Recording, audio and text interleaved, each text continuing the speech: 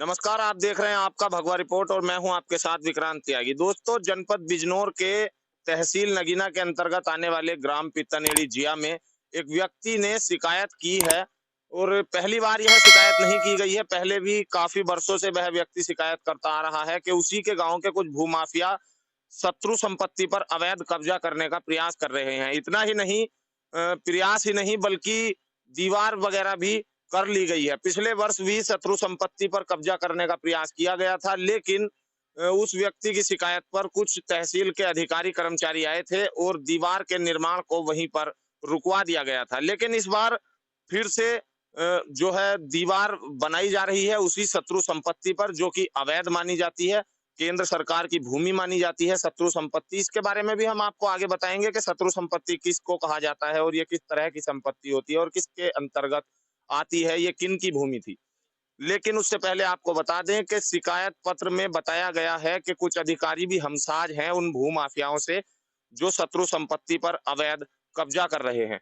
आइए आपको वीडियो दिखाते हैं, उसके बाद हम आपको बताएंगे कि शत्रु संपत्ति आखिर कहते किस। वीडियो में दिखाई दे रही निर्माण कार्य वाली भूमि 122 खसरा संख्या की है और इसे शत्रु संपत्ति में दर्ज किया गया है और बताया जाता है कि इसी पर निर्माण कार्य किया जा रहा है। हालांकि हमारा चैनल या हम इस बात की पुष्टि नहीं करते हैं कि यह वही भूमि है जो शत्रु संपत्ति है, लेकिन ऐसा शिकायतकर्ता ने दावा पेश किया है कि यही वह शत्रु संपत्ति है जिस पर इस समय निर्माण कार्य चल रहा है और जिसका खसरा संख्या 122 है।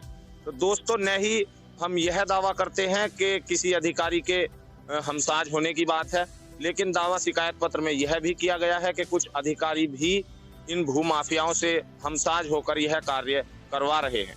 तो दोस्तों, हम आपको बता दें कि जिस भूमि पर कार्य हो रहा है वह पीतनहेड़ी जिया में है और शत्रु संपत्ति में यह भूमि दर्ज बताई जा रही है। लेकिन अधिकारी यदि जांच की बात करते हैं और जांच नहीं करते हैं तो कहीं ना कहीं वह लोग भी शक के घेरे में जरूर आते हैं। इस बात को जिलाधिकारी महोदय के कार्यालय से हमने मालूमात करने का प्रयास किया कि इस संबंध में क्या कहना चाहेंगे। तो जिलाधिकारी कार्यालय से हमें जानने को मिला कि अभी तक मामला उनके संज्ञान में ही नहीं है और अब हमारे फोन कॉल के माध्यम से मामला संज्ञान में आ गया है, तो जल्द ही इसकी उचित जांच करा ली जाएगी।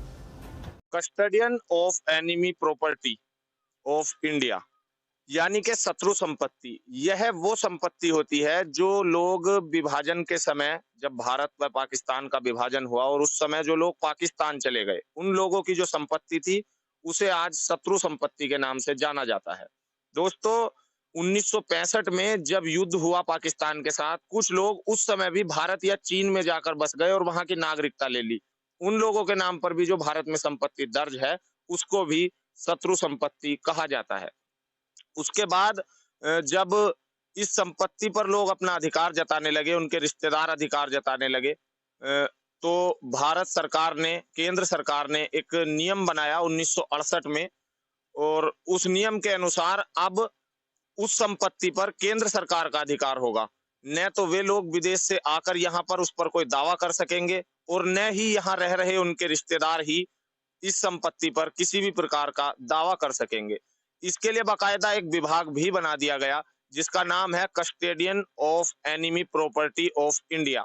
इस विभाग द्वारा यह सब एक्ट बनाए गए कि इस पर किसी का भी अधिकार नहीं होगा और केंद्र सरकार ही इसे किराए पर दे सकती है, लीज पर दे सकती है या फिर इसे खाली छोड़ सकती है। इसका रखरखाव करने के लिए किसी की निगरानी में इसको छोड़ सकती है, लेकिन पूर्णतः जो अधिकार होगा वह केंद्र सरकार का अधिकार होगा।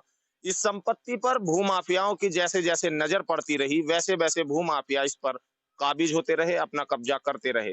पूरे भारत में लगभग 9400 इस तरह की शत्रु संपत्तियां पड़ी हुई हैं जो छोटे व बड़े प्रारूप में उपलब्ध हो जाती हैं।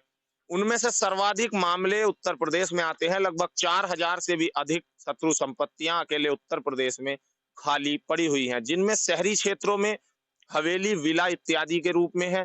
जो पुरानी खंडरनुमा हवेलियां भी बन चुकी हैं, क्योंकि उनमें न तो कोई निर्माण हो सकता है और न ही जो पुराने हैं उनको ध्वस्तीकरण किया जा सकता है। हालांकि केंद्र सरकार के आदेश पर या जो विभाग बनाया गया है उसके आदेश पर यह सब होना संभव हो जाता है। तो ग्रामीण क्षेत्रों में वहीं शहरी क्षेत्रों के मुकाबले कुछ कम शत्रु संपत्तियां हैं और उन शत्रु संपत्तियों को जो देखा जाता है वो जमींदारी के जो जमीनें हैं उनके स्वरूप में देखा जाता है। तो उन पर अधिकांश लोगों ने कब्जे कर लिए हैं।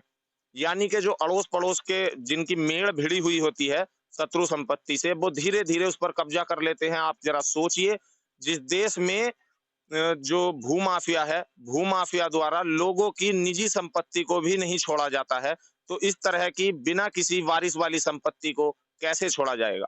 लेकिन आज की दशा आपको बता दें कि कुछ अधिकारियों की मिलीभगत से ही ऐसा होना संभव हो पाता है, क्योंकि यह जो विभाग बनाया गया था, इस विभाग का क्रियाकलाप बहुत ही कम देखने को मिलता है और बहुत ही कम ही है इन मामलों में इंटरफेयर करता है। तो आपको बताते चलें कि 4000 उत्तर प्रदेश में शत्रु संपत्तियां हैं और 9400 शत्रु संपत्तियां पूरे भारतवर्ष में है। तो आपको ये वीडियो कैसा लगा, कमेंट करके जरूर